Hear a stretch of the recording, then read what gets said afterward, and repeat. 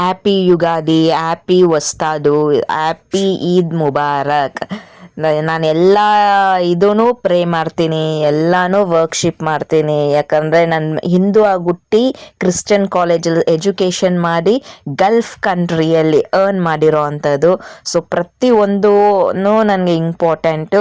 ಹಾಗಾಗಿ ನಾನು ಎಲ್ಲ ದೇವ್ರೂ ವರ್ಷಿಪ್ ಮಾಡ್ತೀನಿ, ಯಾವುದೂ ನಾನು ನೆಗ್ಲೆಕ್ಟ್ ಮಾಡೋಕ್ಕೆ ಹೋಗೋದಿಲ್ಲ. ನಾನು ಏನಕ್ಕೆ ಈ ವಿಡಿಯೋ ಮಾಡ್ತಾ ಇದ್ದೀನಿ ಅಂತಲೇ ಗೊತ್ತಾಗಿಲ್ಲ. ನಾನು ವೆರಿ ಸ್ಟ್ರಿಕ್ಟ್ ಅನ್ನೋ ಹೇಳೋದಕ್ಕೆ ಈ ವಿಡಿಯೋ ಮಾಡ್ತಾ ಇದ್ದೀನಿ. ಯಾಕಂದರೆ ನಾನು ದುಬೈಯಲ್ಲೂ 20 years, more than 18+ years, almost ಇವಾಗ 20+ ಇಯರ್ ಆಗ್ತಿದೆ. ಅಲ್ಲೂ ಅಷ್ಟೇ ವೆರಿ ಸ್ಟ್ರಿಕ್ಟು. ನಾನು ಏನು ರೂಲ್ಸ್ ಹಾಕ್ತೀನಿ, ನಾನು ಏನು ಕಂಡೀಷನ್ಸ್ ಹಾಕ್ತೀನಿ, ಏನು ಇಂಪ್ಲಿಮೆಂಟ್ ಮಾಡ್ತೀನಿ ಅದಕ್ಕೆ ಅವರು ಓಕೆ ಮಾಡಲೇಬೇಕು. ಅಷ್ಟು ಹಠವಾಡಿ, ಅಷ್ಟು ಒಂದು ಸ್ಟ್ರಿಕ್ಟು, ಬಟ್ ಅಷ್ಟೇ ಒಳ್ಳೆಯದು. ಯಾಕಂದರೆ ನಾನು ಆ ಸೈಡ್ ಮ್ಯಾನೇಜ್ಮೆಂಟೂ ನೋಡ್ಕೊಳ್ಬೇಕಾಗಿತ್ತು, ಈ ಸೈಡ್ ನನ್ನ ಸ್ಟಾಫ್ ಫೆಸಿಲಿಟೀಸು ನೋಡ್ಕೊಳ್ಬೇಕಾಗಿತ್ತು. ಸೊ ಪ್ರತಿ ಒಂದೂ ನಾನು ಎಲ್ಲ ರೀತಿಯೂ ಹ್ಯಾಂಡಲ್ ಮಾಡ್ತಿದ್ದೆ. ಮೋರ್ ದೆನ್ 190ಇಂದ 198+ ಕಂಟ್ರೀಸು ಹ್ಯಾಂಡಲ್ ಮಾಡ್ತಾಯಿದ್ದಿದ್ದು ನಾನು. ಅಷ್ಟು ಜನಗಳನ್ನ ಒಂದು ಮ್ಯಾನೇಜ್ಮೆಂಟ್, ಇಂಡಿಯನ್ ಮ್ಯಾನೇಜ್ಮೆಂಟ್ ಎಲ್ಲ ಡಿಫ್ರೆಂಟ್ ಕಂಟ್ರೀಸಿಂದನೂ ಇರೋರು, ಬಟ್ ಇಂಡಿಯನಿಂದ ಒಂದು ಟಾಪ್ ಮ್ಯಾನೇಜ್ಮೆಂಟ್ ಇದ್ದು. ನಾನು ಆಲ್ಮೋಸ್ಟ್ 80 ಇಯರ್ಸಲ್ಲಿ 3 ಹೋಟೆಲ್ಸ್ ಅಷ್ಟೇ ನಾನು ಚೇಂಜ್ ಮಾಡಿರೋ ಅಂಥದ್ದು. ಎಲ್ಲನೂ 5 ಸ್ಟಾರ್ ಪ್ರಾಪರ್ಟೀಸಿಂದ ಹೋಗಿರೋ ಅಂಥದ್ದು. ಲಾಸ್ಟ್ ನನ್ನ ಬರಬೇಕಾದಾಗ ಆ ಒಂದು ಗಯಾ ಗ್ರ್ಯಾಂಡ್ ಹೋಟೆಲ್ ಅಂತೇಳಿ IMPZ ಆ ಒಂದು ಹೋಟೆಲ್ ಶುರು ಮಾಡೋದು ಪ್ರೀ ಓಪನಿಂಗ್. ಆ್ಯಕ್ಚುಲಿ ಹಾಸ್ಪಿಟ್ಯಾಲಿಟಿ ಸೆಕ್ಟರಲ್ಲಿ ನಾನು ಇದ್ದಿದ್ದು. ಕೆಲವೊಬ್ರಿಗೆ ಹಾಸ್ಪಿಟ್ಯಾಲಿಟಿ ಸೆಕ್ಟರ್ ಅಂದರೆ ಹಾಸ್ಪಿಟಲ್ ಅಂದ್ಕೊತಾರೆ. ಆ್ಯಕ್ಚುಲಿ ಹಾಸ್ಪಿಟ್ಯಾಲಿಟಿ ಸೆಕ್ಟರ್ ಅನ್ನೋದು ಅದೊಂದು ಹೋಟೆಲ್ ಇಂಡಸ್ಟ್ರಿ, 5 ಸ್ಟಾರ್ ಹೋಟೆಲ್ಸಲ್ಲಿ.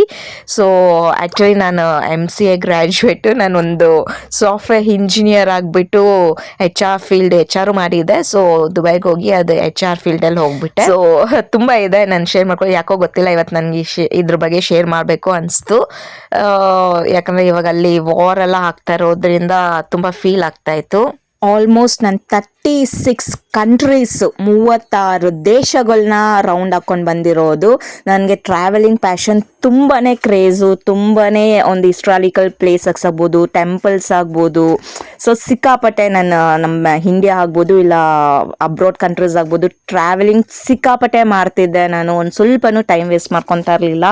ನಾನ್ ಸ್ಟಾಪಾಗಿ ವರ್ಕ್ ಮಾಡ್ತಿದ್ದೆ. ಟ್ರಾವೆಲಿಂಗ್ ಆಗಿರ್ಬೋದು, ಕೆಲಸ ಆಗ್ಬೋದು, ಫ್ಯಾಮಿಲಿ, ಫ್ರೆಂಡ್ಸು, ರಿಲೇಟಿವ್, ಕಸಿನ್ಸ್ ಪ್ರತಿ ಒಂದರಲ್ಲೂ ಇನ್ವಾಲ್ವ್ಮೆಂಟ್ ಹಾಕ್ಕೊಡ್ತಿದ್ದೆ ನಾನು. ಸೊ ಲೈಫ್ ಅನ್ನೋದೇ ಅದಲ್ವ, ಎಲ್ಲದರಲ್ಲೂ ಇರಬೇಕು ಅಂತೇಳಿ ಈಗಲೂ ಹಾಗೇ ಇದ್ದೀನಿ. ಬಟ್ ಈಗ ಒಂಚೂರು ಆಫ್ಟರ್ ಮೈ ಡ್ಯಾಡ್ ನನಗೆ ಒಂಚೂರು ಮನಸ್ಸು ದೂರ ಆಗಿದೆ. ನೋಡೋಣ, ಯಾವುದ್ರ ಮೇಲೇನೂ ಕಾನ್ಸಂಟ್ರೇಷನ್ ಮಾಡ್ತಿಲ್ಲ. ಸ್ವಲ್ಪ ದಿನ ಸ್ಟಾಪ್ ಮಾಡಿ ಇಟ್ಟಿದ್ದೆ. ಬಟ್ ನನ್ನ ಮೇಲೆ ಡಿಪೆಂಡ್ ಆಗಿರೋರು ತುಂಬ ಜನ ಇದ್ದಾರೆ. ಸೊ ಅವರಿಗೋಸ್ಕರವಾಗಿ ನಾನು ಇವಾಗ ಕೊಡಲೇಬೇಕು, ನನ್ನ ಪ್ರೊಡಕ್ಷನ್ ಕೊಡಲೇಬೇಕು. ಪಾಪ ನನ್ನ ಮೇಲೆ ಡಿಪೆಂಡ್ ಆಗಿದೆ ಅವ್ರ ಫ್ಯಾಮಿಲಿಗಳೆಲ್ಲ. ಸೊ ಬೇರೆ ಫ್ಯಾಮಿಲಿಗಳು ನನ್ನನ್ನು ನಂಬ್ಕೊಂಡು ಜೀವನ ಮಾಡ್ತಿರೋದಿದೆ. ಸೊ ಅವ್ರಿಗೋಸ್ಕರವಾಗಿ ನಾನು ಇವಾಗ ಮತ್ತೆ ಪಾಸಿಟಿವ್ ಎತ್ಕೊಂಡು ಬಂದಿರೋ ಅಂಥದ್ದು. ಬಟ್ ಫುಲ್ಲಾಗಿ ಬಂದಿಲ್ಲ, ಒಂಚೂರು ಬಂದಿದ್ದೀನಿ. ಸಾಸಿವೆ ಕಾಲ ಅಷ್ಟು ಮಾತ್ರನೇ ಬಂದಿರೋದು. ಇನ್ನು ಫುಲ್ಲಾಗಿ ಸ್ಟಡಿ ಯಾವಾಗ ಆಗ್ತೀನೋ ಗೊತ್ತಿಲ್ಲ. ಅದೇ ರೀತಿಯೇ ಇವಾಗ ನಾನು ಇಲ್ಲಿ ಬಂದುಬಿಟ್ಟು ಸ್ವಂತ ಬಿಸ್ನೆಸ್ ಶುರು ಮಾಡಿಕೊಂಡು, ಇಲ್ಲೂ ಅಷ್ಟೇ ಪ್ರತಿಯೊಂದು ವೆಂಡರ್ ಆಗ್ಬೋದು, ಪ್ರತಿಯೊಂದು ಕಸ್ಟಮರ್ ಆಗ್ಬೋದು, ಕೆಲವೊಂದು ಜಾಗದಲ್ಲಿ ಕೈ ಸುಟ್ಟಿರೋದು ಉಂಟು, ಕ್ರೋಸ್ ಗಟ್ಟಲೆ ನನ್ನ ಫೈನಾನ್ಷಿಯಲಿ ಲಾಸ್ ಮಾಡ್ಕೊಂಡಿರೋದು ಉಂಟು. ಏನು ಮಾಡೋಕ್ಕೂ ಆಗಲ್ಲ, ಲೈಫೇ ಹಾಗೆ, ಬಿಸ್ನೆಸ್ಸೇ ಹಾಗೆ, ಅಪ್ ಆ್ಯಂಡ್ ಡೌನ್ಸ್ ಇರೋದು ಕಾಮನ್ನು. ಎಲ್ಲೂ ನಾನು ಬಗ್ಲಿಲ್ಲ, ಪ್ರತಿಯೊಂದೂ ಪಾಸಿಟಿವ್ ಆಗಿ ಎತ್ಕೊಂಡು ಹೋಗ್ತಿದ್ದೆ. ಬೇಜಾರಾಗೋದು, ಬಟ್ ಏನು ಮಾಡೋಕ್ಕಾಗುತ್ತೆ, ಮೋಸ ಮಾಡೋರು ಮಾಡೇ ಮಾಡ್ತಾರೆ.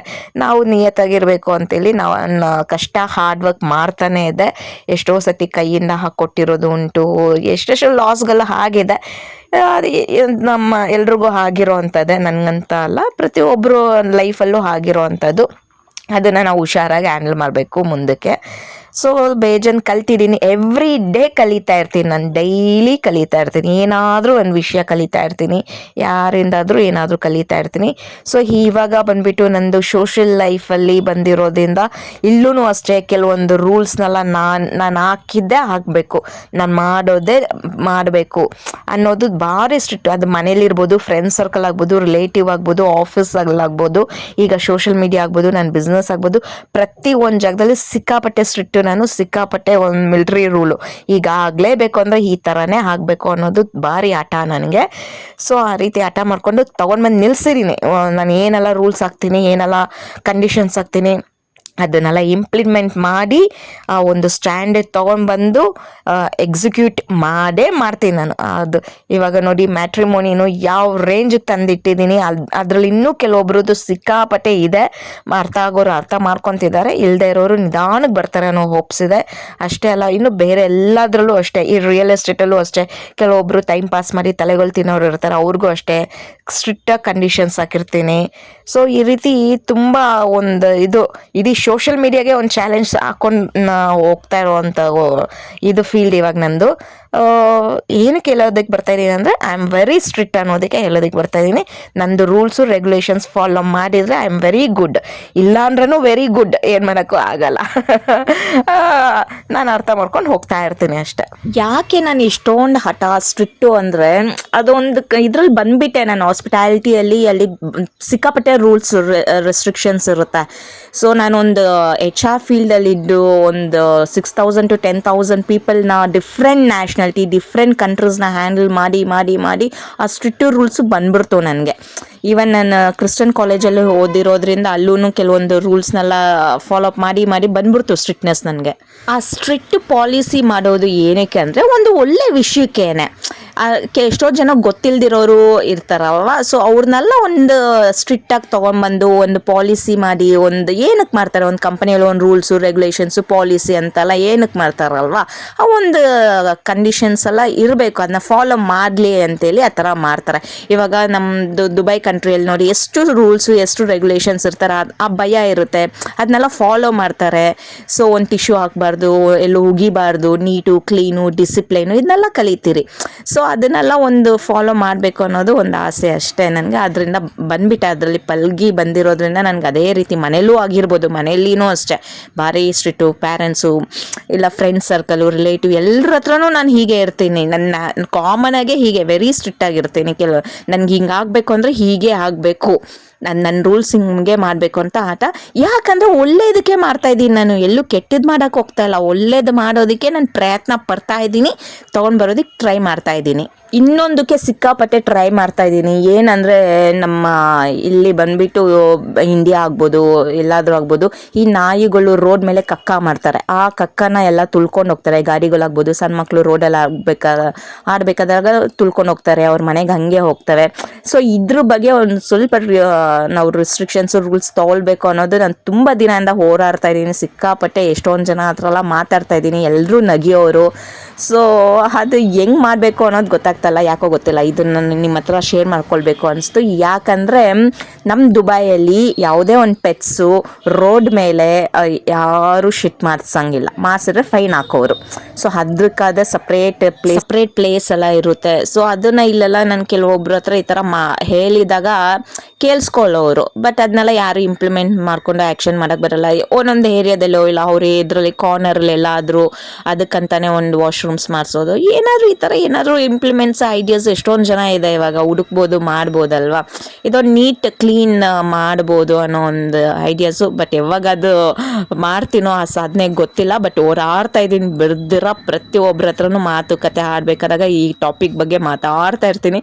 ನನಗಿಷ್ಟ, ಅದು ಯಾವಾಗ ಅದು ಇದಾಗುತ್ತೆ ಅಂತಲೇ ಗೊತ್ತಾಗ್ತಿಲ್ಲ ನನಗೆ, ಡೆವಲಪ್ ಆಗುತ್ತೆ, ಏನು ಇಂಪ್ಲಿಮೆಂಟ್ ಮಾಡ್ತಿದ್ದೀನಿ, ಎಕ್ಸಿಕ್ಯೂಟ್ ಆಗುತ್ತೋ ಗೊತ್ತಿಲ್ಲ.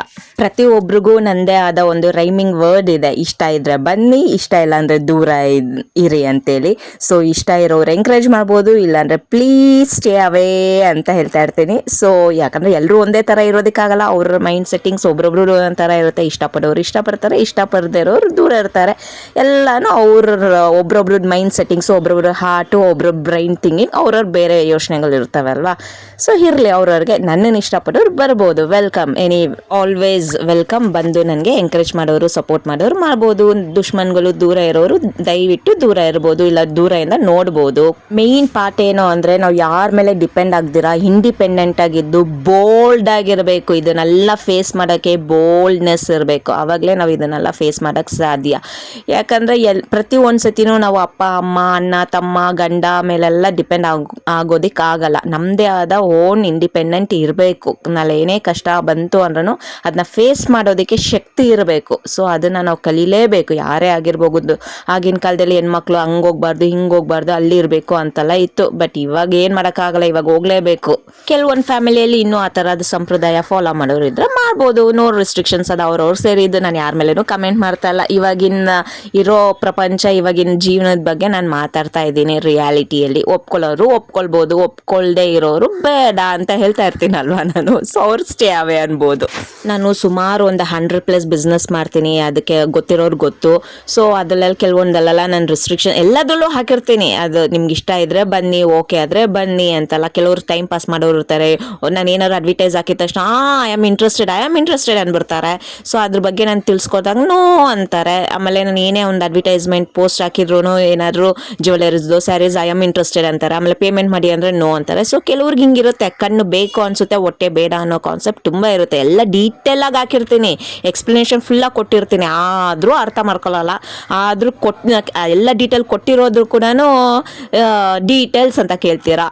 ಏನು ಹೇಳೋದು, ಫೋನಲ್ಲಿ ಹೇಳಿದ್ರು ಅದನ್ನೇ ಹೇಳೋದು, ವಾಟ್ಸಪ್ಪಲ್ಲೂ ಅದನ್ನೇ ಇರೋದು, ವೀಡಿಯೋದಲ್ಲೂ ಅದನ್ನೇ ಹೇಳೋದು. ಅದು ಬಿಟ್ಟರೆ ಬೇರೆ ಏನು ಎಕ್ಸ್ಪ್ಲನೇಷನ್ಸ್ ಇರೋದಿಲ್ಲ. ಬಟ್ ಏನಂದರೆ ಜನಗಳಿಗೆ ಪೇಷನ್ಸ್ ಬೇಕು, ಅದನ್ನ ನೋಡಿ ಅರ್ಥ ಮಾಡ್ಕೊಳ್ಳಿ.